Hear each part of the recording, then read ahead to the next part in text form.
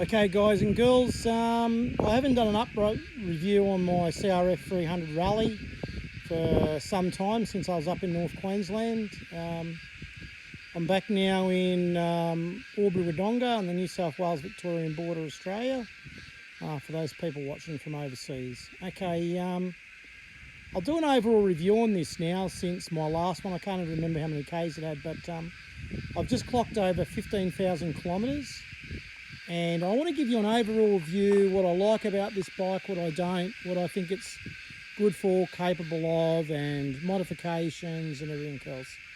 So this will probably go for a while, so I know everybody's done a lot of reviews on these bikes, but I'll just tell you from an owner's perspective what I think. And sorry that there could be a little bit of wind noise, as I said, because it's a little bit windy today. Okay, first, as I said, I've just clocked over 15,000 Ks on this. First I'll talk about problems I've had with the bike. Okay, the only problem I've had with this bike since I've had it, and I guess whether you call that a major one or not, I guess it is the thermo fan went on the radiator. So the fan in there went, it actually melted the shroud. And this is a 2022 model, and it still had a few months left of warranty, so that was really good. I got it replaced under warranty, and yeah, so that was pretty good. That was still under warranty. It wasn't that expensive, I think. I think the parts all up for $100 and something for the fan and the shroud. I think that's what I've seen. So that's the only issue that I've had with the bike. Okay, so that gets that out of the way in 15,000 Ks. Now, it's been a very, very hard 15,000 Ks. I've used this for predominantly off-road and, you know, like dirt roads, fire trails, harder fire trails, you know, rocky stuff. So it has had a bit of a beat in this bike, and I ride it pretty hard. Now, I'll just let you know what mods I've done with this. Now, with the front suspension, I've just put a YSS spring in it and a bit stronger fork oil. Those of you who know these bikes know that the suspension on them is pretty crap, and the rear shock is a fully adjustable YSS rear shock. I'll show you down there, that's the rear. Okay, between the front and the rear suspension, the rear was about $1,000, that's the top of the range, and that was the shorter shock because I'm not very that tall, and it works brilliantly.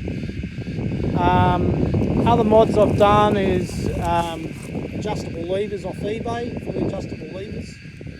These cheap eBay foldable mirrors. That's the quad lock.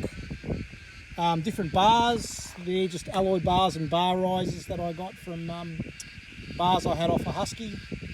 I put on here, and I bought the bar risers from the local bike shop. That's about it for mods from the front of the bike and obviously the rear shock. This tank bag, it's called a Eurostan Sandstorm 45. It's a brilliant sized tank bag for this bike. It doesn't get in your way when you're standing up, unless you've obviously got a lot of weight on you and you've got a bit of a beer gut. It might, but for me it doesn't. The only time it catches a little bit is if I'm wearing a little bit of body armour. It can maybe hit the front of that. Okay. Now I've had the seat lowered, but I've actually ripped the seat, so I've got another cover, and I'm going to make the padding a little bit better in the seat, so I've got to get that done. Now, modifications that you can see, I've left the original pegs. I think they're fine, they're good enough. I put the step pegs on, they're really good for when you go uphill. I've put if you want to see my filter setup, just go on a previous video and you'll see that. I've actually got a twin air with the unifilter pads in it. So, because it works better than the unifilter, it's a pain to get in and out, where the unifilter's the cartridge just like the stock one.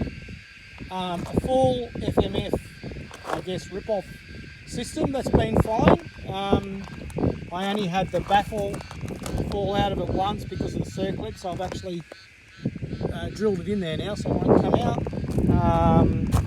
And obviously the Eurostan guards when I'm running Eurostan soft luggage on it. which is basically,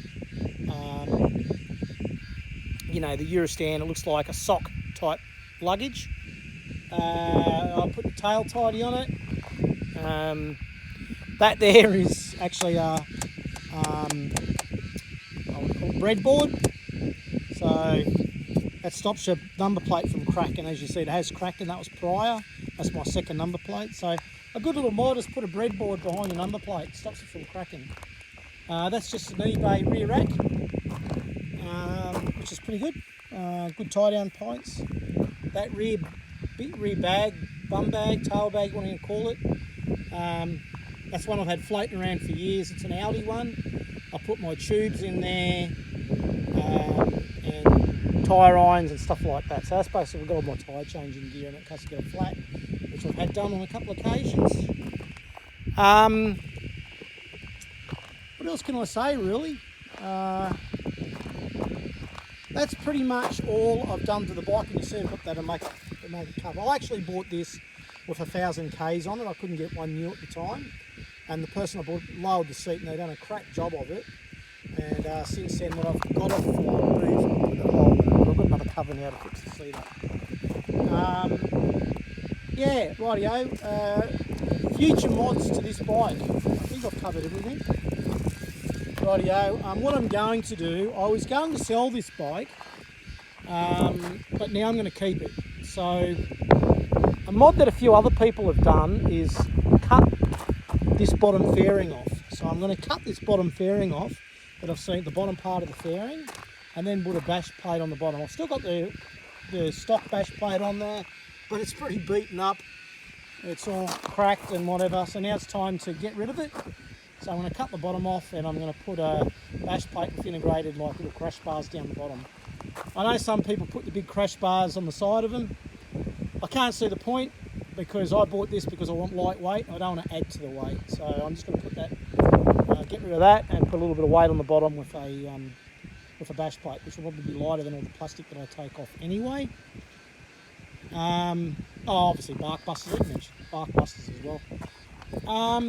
So that's what I'm going to do, and the reason I'm going to do that is that in the hot weather, those of you who have got a 300 rally, you notice your fan cuts in and out a lot. And I've been told by people who've taken the bottom part of the fairing off, it won't do it as much. And maybe whether I just had a faulty fan that was caused from it coming on and off too much or something, I don't know. But anyway, I'm going to cut the bottom fairing off of this because I'm going to keep it now. Why am I going to keep it and not sell it? Well, it's a great bike. It's good for that really good, gnarly sort of riding. The real technical, gnarly off-road stuff. But it's only like 158 kilos or whatever it is wet, and mine's probably a bit lighter because I've got the full FMF lightweight system on it. And also too, my mates have convinced me to keep it because it's a good bike for that. Now, what I'm thinking about doing, this is really bad for me because I'm not one for Chinese bikes, but I'm going to buy one of those MT 450s because just something to do those longer mile off-road sections, the big open plain stuff out west and that sort of stuff. The rally I think is better for the technical stuff. Yeah, I know it can do big miles, but I want something that can do it a bit more comfortably and a bit smoother. Being a single and only a 300 single, it does struggle a little bit with that top end speed. So, if you're quite a sort of rider that just sits along doing 100k an hour, whatever, and I'm not saying anything about that, everybody's different, but in those outback areas where you want to get along a bit quicker, I'm going to get one of those MT 450s, only because they're cheap, and there's just nothing else, and I'm sort of short so I can touch the ground, and there's just nothing else that seems to fit the bill for me, I guess. I've done a lot of research into this, so that's what I'm going to buy, and they all seem to have good reviews. So yeah, the Rally and the 450 MT, I've seen the MT in really gnarly technical terrain, and it can do it, but when you see it compared to some of the smaller enduro bikes, well, you do notice how it does struggle a bit in that sort of environment. So, but I don't want to use it for that sort of environment, you know. I've got a V85 Motor Guzzi, which now is just going to be used for my road riding and a little bit of dirt. But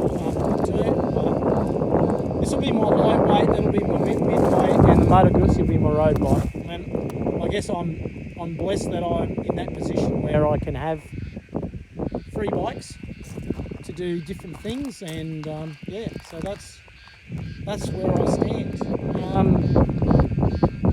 So yeah, guys, am I happy with this bike? Yeah, this bike's been really good.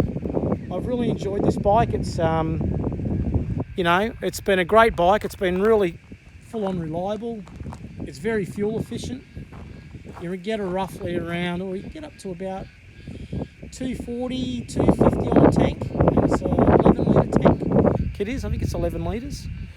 I think the standard tyres are great, even though I don't have any standard. I've got a standard front on, but I generally get tyres off people that don't want them.